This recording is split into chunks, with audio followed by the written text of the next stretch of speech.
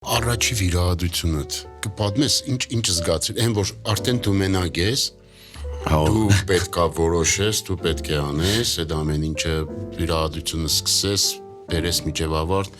այ կպատմես այդ զգացողության մասին, այդ շատ հեշտ է խոսելը։ Հենց հիմա վերապրում եմ այդ պահերը։ Շատ հեշտ է խոսելը, բայց ես ավելի քան վստահ եմ, որ այն ինչ որ այդ պահին դու ես ապրել, այդ ընթացքում ոչ մարդ չի պատկերացնում։ Ավակ